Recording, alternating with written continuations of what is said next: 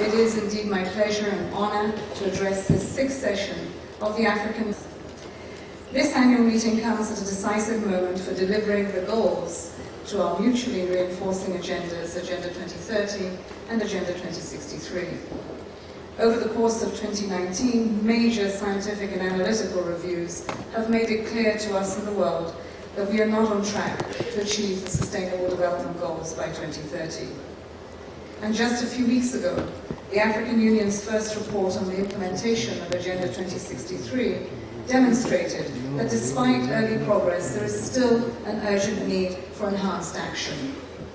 2020 is an opportunity for all of us to chart a different course and to kickstart a decade of action to deliver the SDGs as called for by the Secretary-General at last September's summit. It is why all regional fora for the SDGs take an added sense of urgency this year, starting in Africa today. Region by region, we will build momentum as the world enters a decade of action. I'm convinced that with the leadership by African governments and strong support from their partners and young people, the decade of action can deliver major improvements in peace and prosperity across the continent. While the high-level political forum will continue to provide the main platform for global engagement and sharing of experiences on the SDGs, the decade will also allow for an annual stock-taking of our collective journey towards 2030. And I can assure you that the Secretary-General and the United Nations Development System will be with you every step of the way. Excellencies and friends, as we begin this exciting decade, it is vital that we recognize the progress that is being made in Africa on multiple fronts. Africa continues to have some of the world's fastest growing economies, and growth is projected to remain stable in 2020. The proportion of people living in poverty is declining, from 34.5% in 2015 to 32.5% in 2019. In 10 countries, poverty rates are below 10%.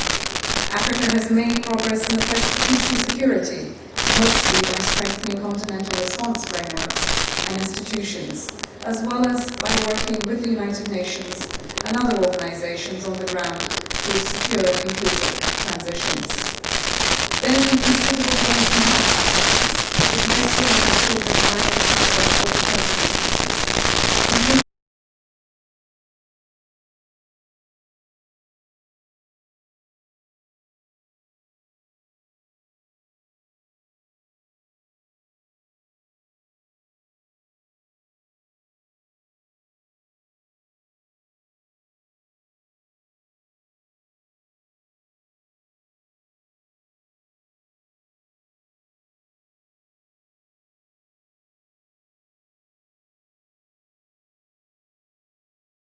And by the end of a high-level political forum this year, 45 African countries will have completed voluntary national reviews.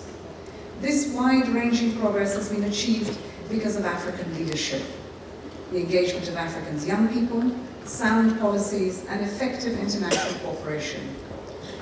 But let us make no mistake, in Africa as elsewhere, we need to accelerate the pace and the scale of our collective action. The absolute number of people living in poverty on the continent has been increasing since 2013, owing in part to high population growth rates. That number has now reached 428 million people. Africa also has the highest prevalence of hunger, with 22.8 million people severely food insecure, many of whom have to go to bed hungry. Income inequality is also high, and in most African countries, the rate of youth unemployment is more than twice that of its adults. Inequality is costing sub-Saharan Africa $95 billion every year in lost opportunities. Africa's natural environment is also suffering. Forest cover is disappearing by 0.5% annually. Africa is expected to lose 50% of its birds and its mammals by 2050. And the impacts of climate change are already being felt, with the destruction of cyclones Idai and Kenneth, the ongoing locust infestation across vast swaths of East Africa, and numerous underreported climate-linked crises from the Sahel through Zambia to Kenya and Madagascar. The nexus between climate change, hunger, terrorism, conflict and displacement is causing havoc and human suffering in many countries, and not least in the Sahel and the world. It represents a tremendous challenge to our continent. Excellencies, the scale of the task before us is immense, but the success of the SDGs depends on the success of Africa 2063. Just as China's remarkable achievements in lifting its people out of poverty contributed to major advances under the Millennium Development Goals, so can Agenda 2063 have similar impact on our SDGs. Action in just 14 African countries, but only if we generate more ambition, more mobilization, and more solutions. Allow me to touch briefly on each of these imperatives. First, ambition. Since no country is on track to deliver by 2030, every country has to increase their ambition. That starts with national plans, with policies, budgets and institutions that are commensurate with what it will take to deliver universal access to quality social services and an economy that provides decent jobs for everyone.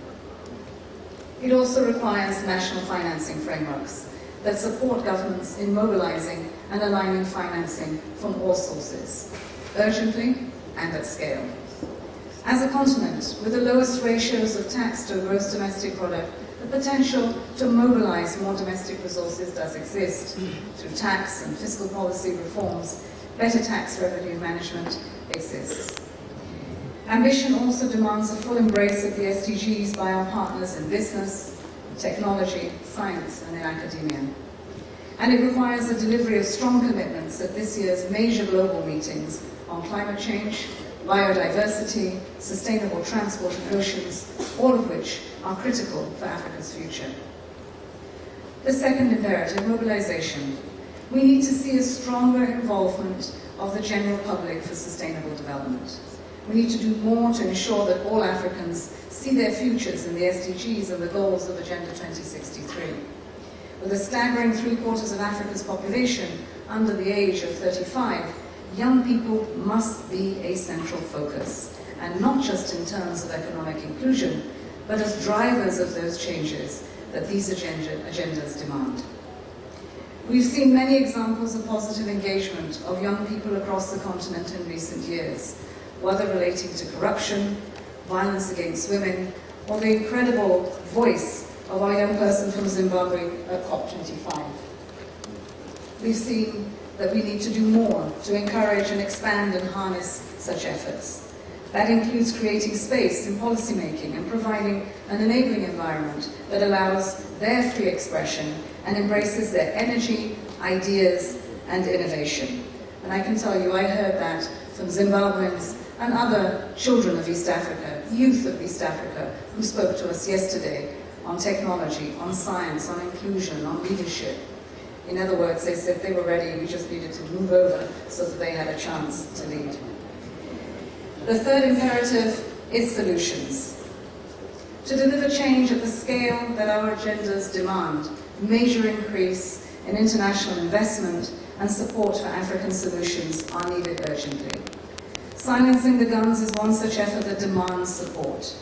Building climate-smart African infrastructure, expanding access to clean and renewable energy, ensuring that every young person has a quality education and the skills and training for a job that will make a difference and help them realize their aspirations. These are among the challenges that demand a surge in investment in capacity, technology and know-how, that demand much stronger and more effective partnerships and cooperation that we have seen since 2015. Excellencies and friends, in all of this, you can continue to count on the support of the United Nations family. At the national level, the reforms of the UN Resident Coordinator System and a new generation of UN country teams now offer a much stronger, more cohesive platform to provide governments with integrated policy and programmatic support. We are also concluding an ambitious process to reposition the UN development system at the regional level. The Secretary General will be providing his final recommendations in this regard to our UN Economic and Social Council this year. I'm confident that you will see a step change, both in the depth and the impact of our operational and other interventions, working hand in hand with the African Union. The regional reform will help us to strengthen coordination and mobilize the necessary resources and give us much more robust knowledge management hubs that we can share. It will lead to greater transparency and results-based management. Data will improve. Transboundary efforts will grow more sophisticated.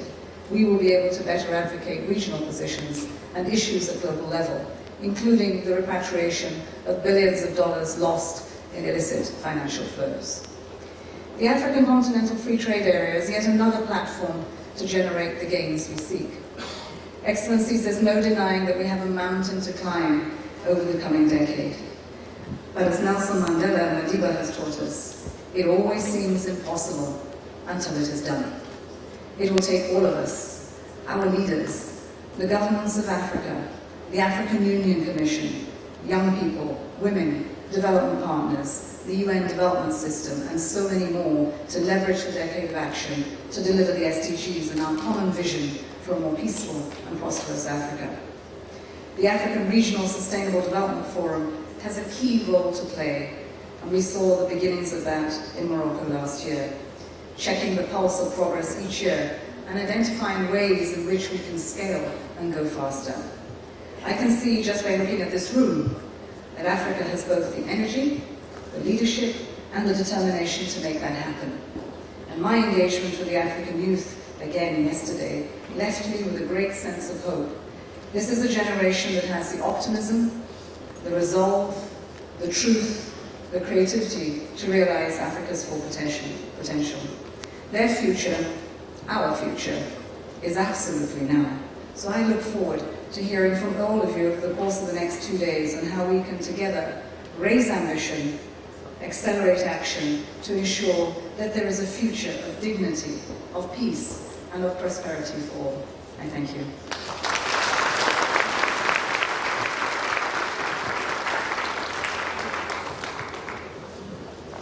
Another round of applause for the Deputy Secretary General.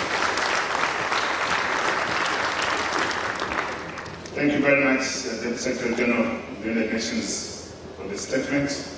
You called during the SDG Summit in 2019 for nations to kickstart the decade for action and fulfill Agenda 2030. I'm confident that with your guidance, the forum will provide a snapshot of what's working and what's not, and where we need more action, and from whom we need more action. Once again, thank you very much. Your Excellencies, Honorable Ministers, ladies and gentlemen, and I want to say thank you all those that helped to make this forum successful. Allow me now to recognize the contribution of the private sector, the partners, and the UN agencies based in Zimbabwe for their support to the government. Now it's my privilege to invite Honorable Professor Paul Mavima, the Minister of Public Service, Labour and Social Welfare in Zimbabwe, to introduce His Excellency Emmerson Mnangagwa, the President of the Republic of Zimbabwe.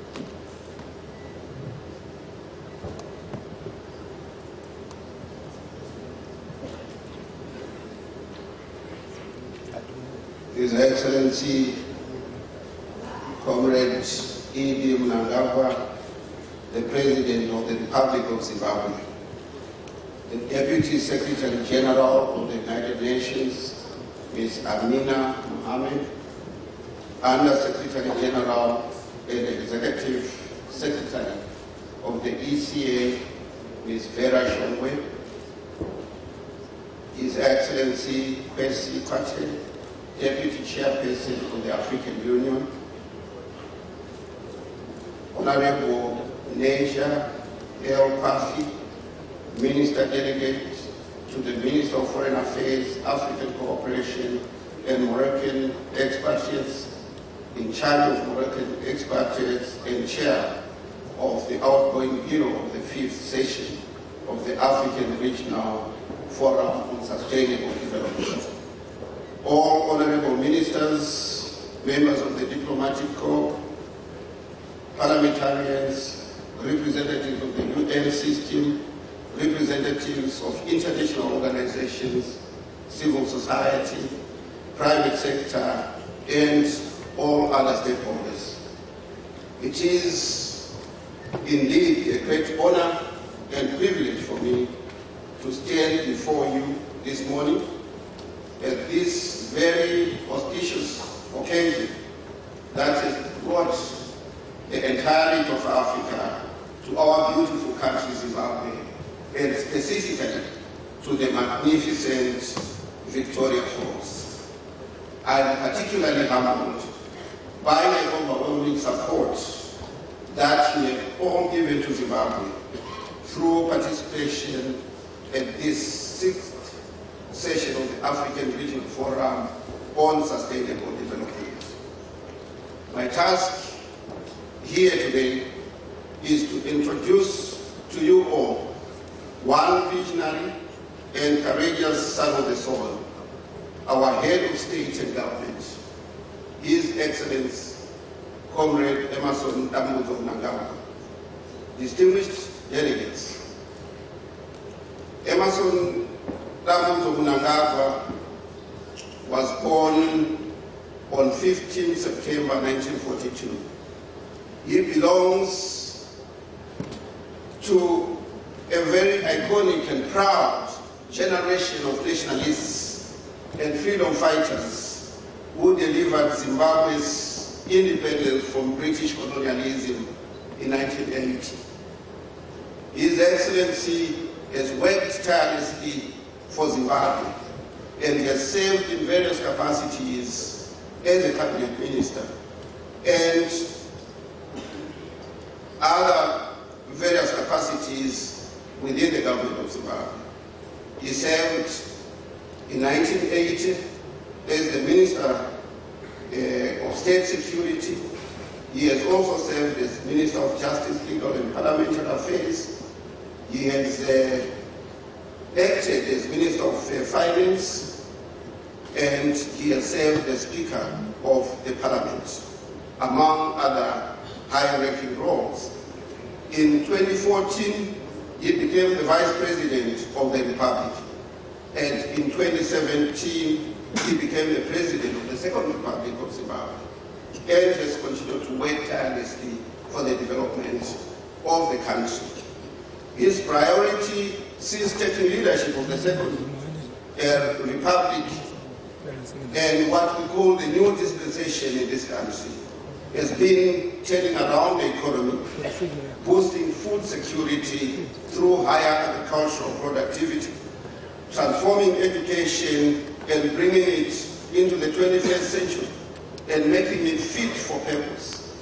He has embarked on massive infrastructure development, and indeed he has led the strategizing for mitigating against the adverse effect of climate change.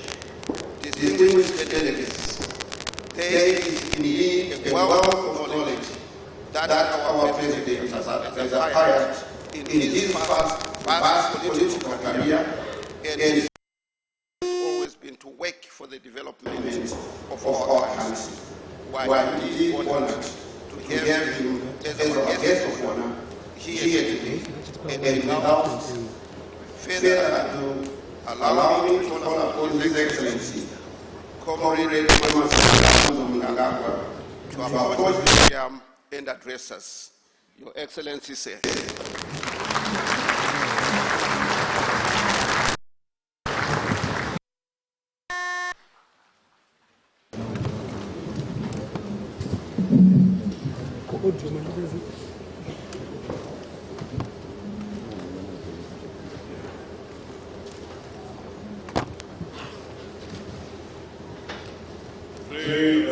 Be seated.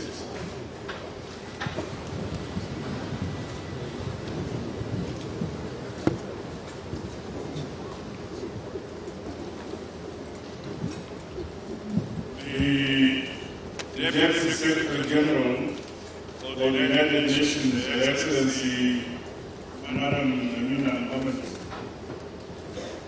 the Minister of Public Service, Labor and Social Welfare, Zimbabwe, Professor Owen Mavima,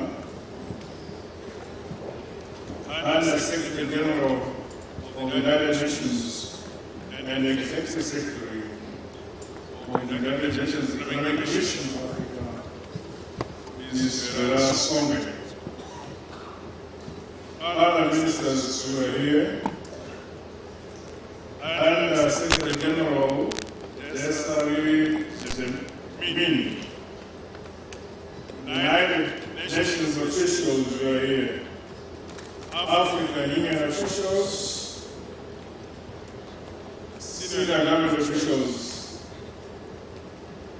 members of the diplomatic corps who are here, captains of industry diplomacy who are here, representatives of civil society organizations who are here, distinguished guests, ladies and gentlemen. On behalf of the government and people of Zimbabwe, I wish to welcome you all to Zimbabwe and our scenic resort town of Victoria Falls, which is home to one of the 7 natural wonders of the world. We are honored and humbled that you chose Zimbabwe to host the 6th African Forum on Sustainable Development Goals. I trust that you found the preparations we have made for you comfortable and conducive for a successful meeting. Your Excellencies, distinguished guests, the need for us to act together and take responsibility in the pursuit of our development path and the shared African development vision is imperative. It is especially now that we have entered the crucial phase of the decade of action. It is therefore most essential that we meet once again to collectively review progress that our continent has made to our commitments towards the achievement of the Sustainable Development Goals. As Zimbabwe, we are convinced that the interlinked threats and challenges to sustainable development confronting our continent require everyone to share experiences, responsibility, and contribute to the attainment of common vision and implementation framework. The theme of this forum, 2020-2030, a decade to deliver a transformed and prosperous Africa through the 2030 Agenda and the Agenda 2063, is a befitting one.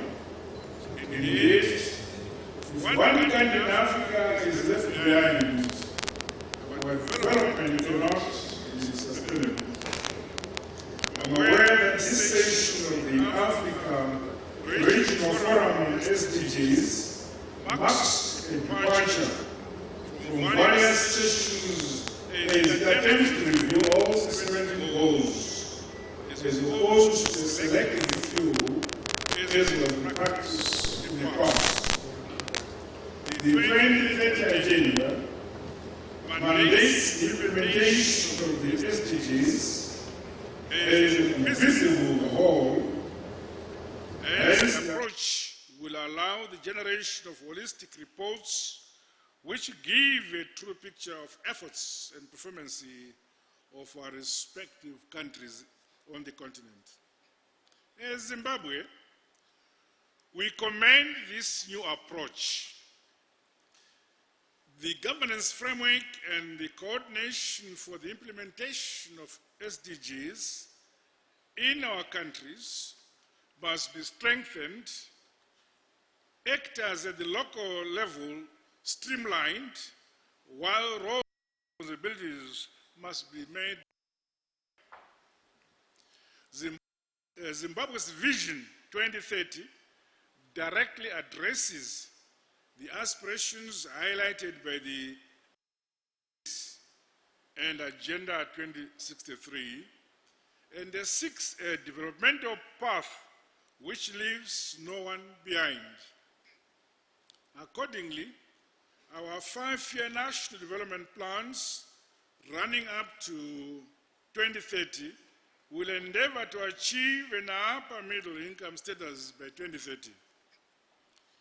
We have refocused our annual national budget to ensure that every program at ministry level is aligned to specific SDGs.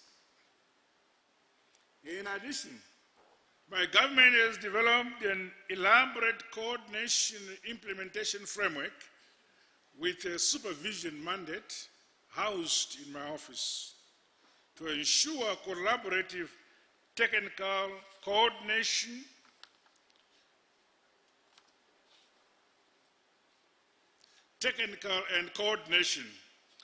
I have also assigned the ministries responsible for public service labor and social welfare, health and child care, as well as agriculture, water, climate, and rural resettlement to coordinate the governance framework. The system is working well, with commendable progress having been achieved so far. These ministries are supported by a governance structure composed of various committees, which include cooperating partners, private sector, and civil society. The implementation framework cascades to the lowest level of governance, which is the ward, and ensures the achievement of SDGs through bottom-up actions. The integration of SDGs into local development initiatives, therefore, enhances the development agenda at the grassroots level. Furthermore, my government has recognized the need to give greater flexibility, autonomy to devolve governance structures as we take the SDGs to the people with a view to implement locally driven initiatives. Our devolution policy is therefore being vigorously implemented to allow all provinces of the country to plan and implement their development strategies using the natural resource endowments in their localities, which will impart our attainment of SDGs. This is aimed at attaining the convergence of national priorities and SDGs implementation. However, the illegal and unjustified economic sanctions continue to impede the speed with which we attain the SDGs. The intricate linkages of SDGs are very fascinating and complex. Through the symbolic relationships and trade-offs between SDGs and SDG targets, comprehensive and effective implementation can be accelerated. Improving electricity access, for example, through the development of capabilities and capacities in renewable energies, which is Goal 7, facilitates improved access to health, which is Goal 3, education, Goal 4, and information communication technology, which is Goal 9. It is also simultaneously reduces use of non-renewable fuels for cooking and lighting. In addition, a cluster approach and cross-border projects should be vigorously pursued. This will accelerate the achievement of SDGs and Agenda 2063 within our respective countries, regional economic communities, and the continent at large.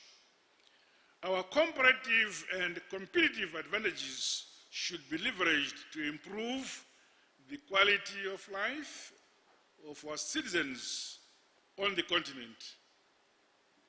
Ladies and gentlemen, distinguished guests, sustainable development in Africa cannot be achieved without comprehensive socio-economic development. In the case of Zimbabwe, we remain committed to fully implement the political, economic, and legislative reforms.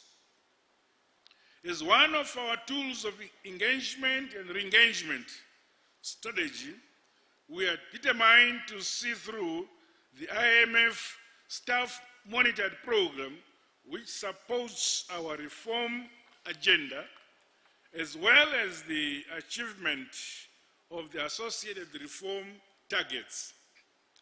In doing this, however, it should be understood that we are undertaking the reforms without the requisite external financial support, as is the norm. However, the need to remain alive to the shocks of drought and impact of climate change through the necessary social safety nets cannot be overemphasized. My government is accelerating the resource mobilization towards the social protection agenda. We appeal for multilateral support to augment our efforts. It is regrettable that generally the funding gap for SDGs in Africa remains large and weighs down on the attainment of SDGs on the continent. An array of investment in agriculture and its associated value chains is the starting point in addressing hunger and extreme poverty, which stubbornly cling to the narratives of Africa. Smart and precision agriculture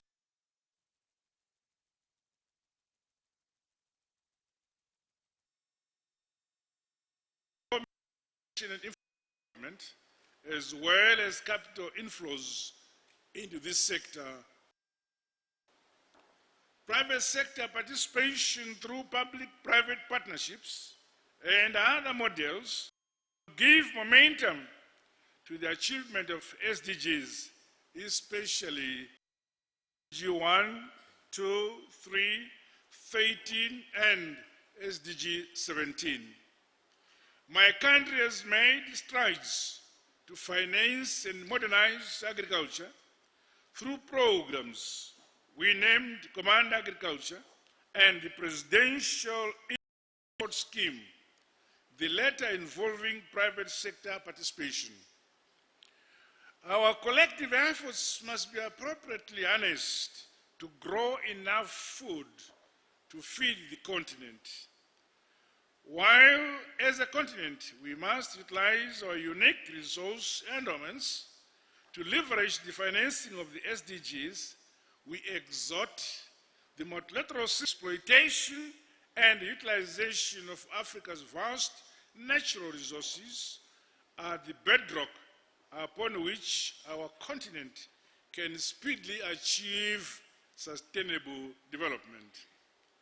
In this regard, the fourth industrial revolution offers Africa, in particular, opportunities to expedite the attainment of SDG 4 and SDG 9 as they relate to education, industry, innovation, and infrastructure development. In Zimbabwe, we have reconfigured our tertiary education to ensure the practical SDGs and the realization of the Africa we want cannot be overemphasized. We must therefore continue to put in place measures which will guarantee gender equality, which is SDG 5, in all sectors of our economies and communities. Meanwhile, the scourge of corruption impedes and robs our continent of meaningful development and the achievement of an improved standard of life of our people. My government has thus prioritized the elimination of this cancer. To date, my administration has strengthened institutions mandated to lead the fight against corruption. Distinguished guests, ladies and gentlemen, the African continent contributes less to climate change, yet it is the most severely affected continent.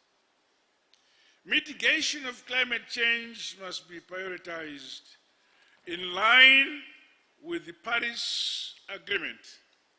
Climate change is real, as evidenced by the droughts that are ravaging our continent. In Southern Africa, we experienced the wrath of climate change through cyclones Idai and Kenneth last year in 2019, as well as the recurring droughts.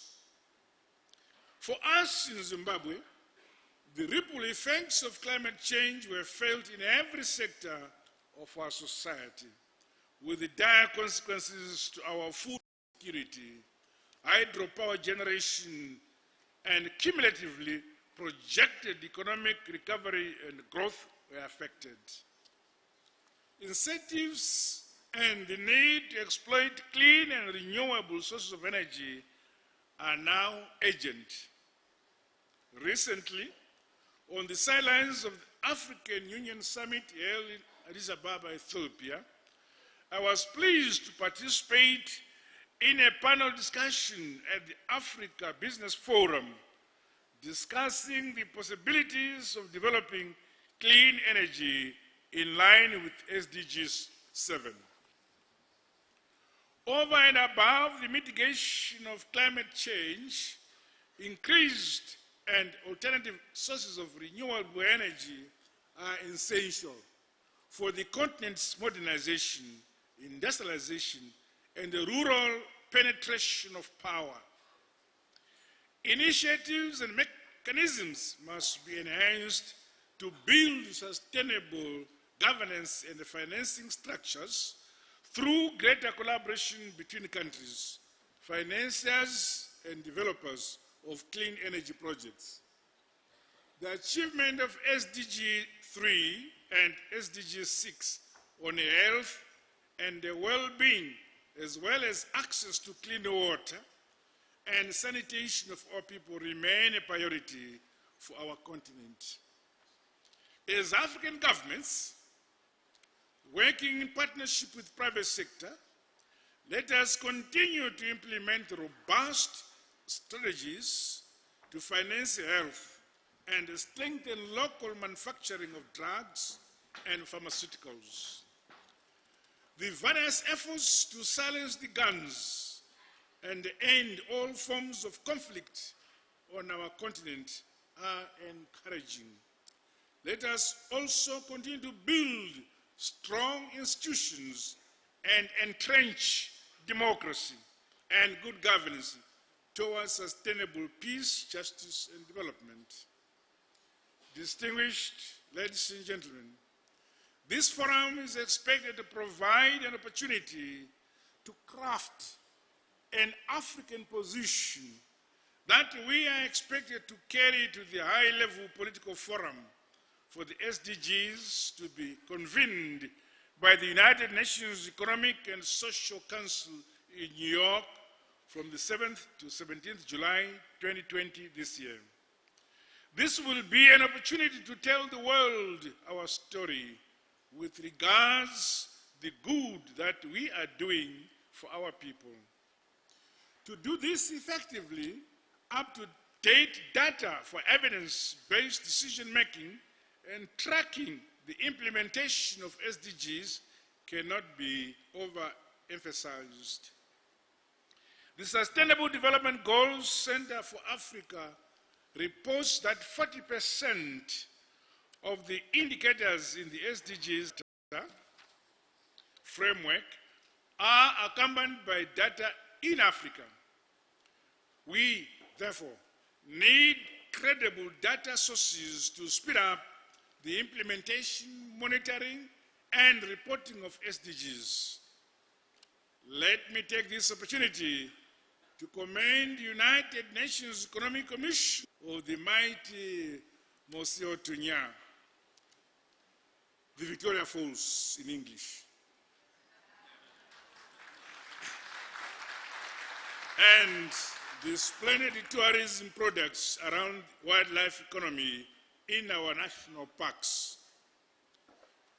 I implore you not to go back to your capitals before you see all the big five. You will be able to see the big five, in particular elephants, which we have effectively managed by minimizing human-wildlife conflicts, in spite of the ongoing unwarranted opposition by some in distant quarters to our right to trade in wildlife which we keep, which they were not able to keep. With these remarks, it is now my honor and privilege to declare the 6th African Regional Forum on SDGs officially opened. God bless you all. God bless Zimbabwe. God bless Africa. I thank you.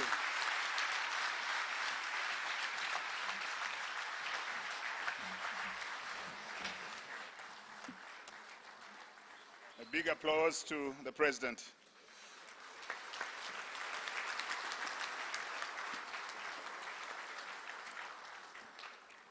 Thank you very much, Your Excellency Tinotenda Shumbara Mrabwi.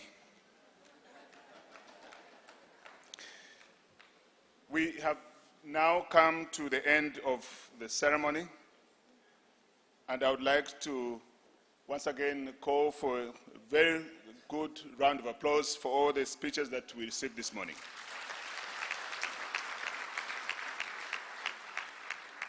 It's now time to excuse His Excellency and the senior dignitaries at High Table to leave. As you know, I would expect there are other engagements that they have to go and attend to. But as they leave, I would like to ask that we all stand and remain in the room while His Excellency and senior dignitaries excuse themselves from the floor.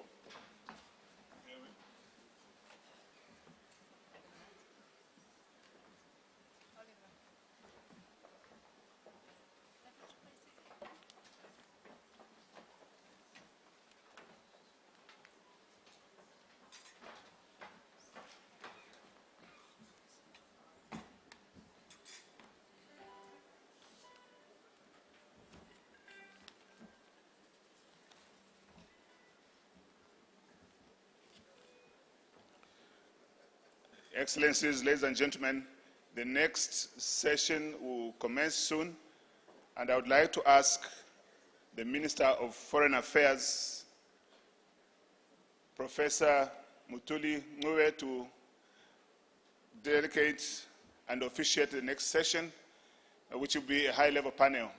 And there are ministers that are identified to be part of that panel. You may be seated while we call the ministers to the high-level panel. From ECA, I would like to ask Bart to join, Bartolomeo from ECA to join that panel.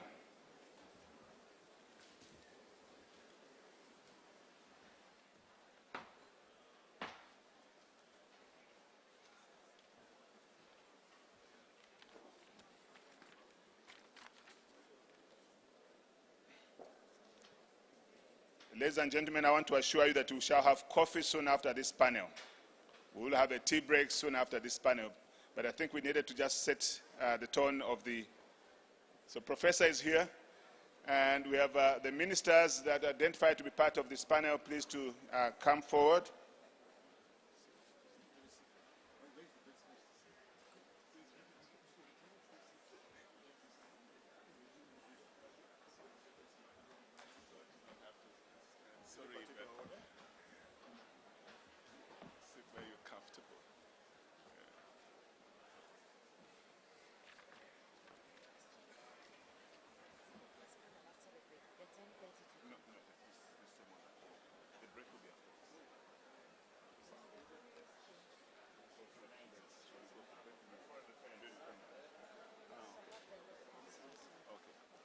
You can have this panel there.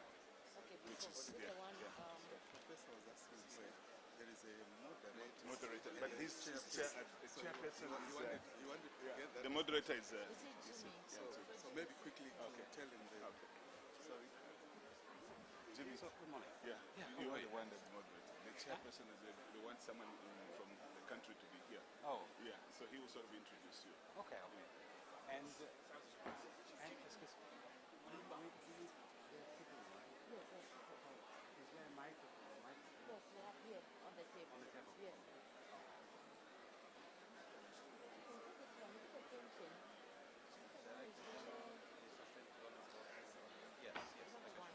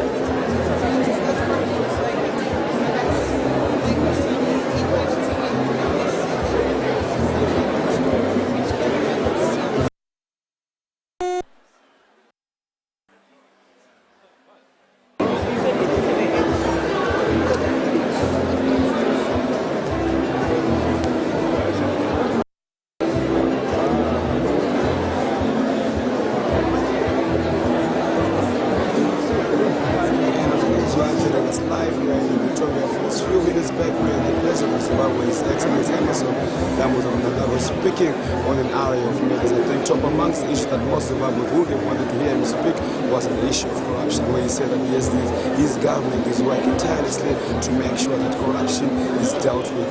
But he did not, however, articulate on any areas or issues on how this issue or this case is going to be dealt with. But he actually confirmed that it's a case that we are working to make sure that we work against corruption and the eradication of it. I think top amongst the issues also touched issues of SDG number 3 and SDG number 4 as far as working on the issues of health and energy, making sure that Zimbabwe puts a priority to making alternative energies, especially on the renewable energy, so that we run a sustainable environment. So now what's going to be happening in the next few minutes is we are crossing back live from the studio where Professor Mnangagwa is going to be also addressing on an array of matters. www.techmed.tv.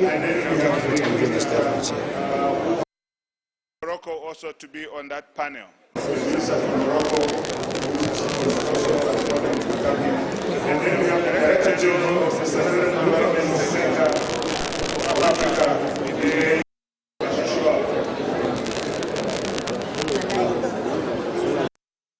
members, you are invited to come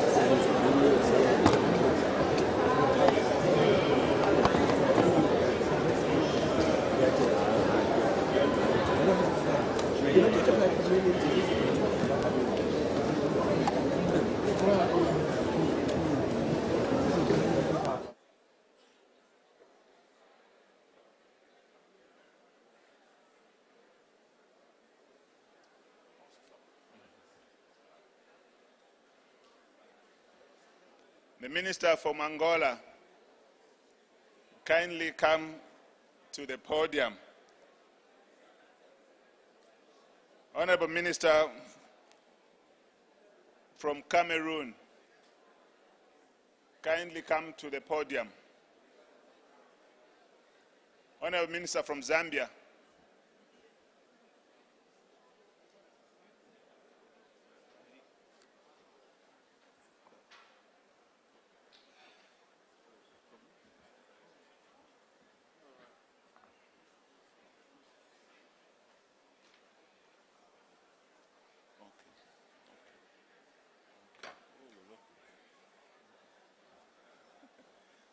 Would have made the arrangements to change.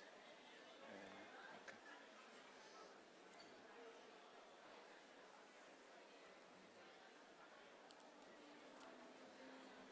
Can the ECS Secretariat please look for the ministers? ECS Secretariat, can you please reach out to the ministers?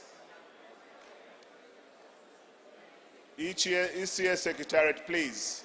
We need to move. We are running out of time.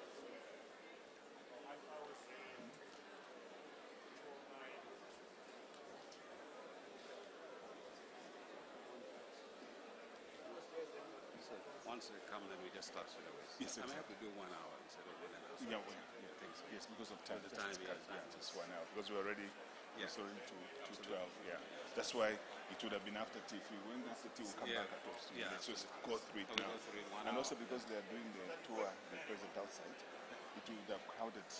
Yeah. How did the morning go? They did very well. Yeah. They did very well. Yeah. They did fantastic. Yeah. And somebody sent me a message like, my guy's watching this.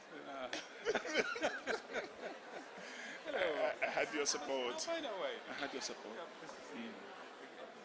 Can we please, ECS Secretariat, can you please reach out to the ministers? We need to start now.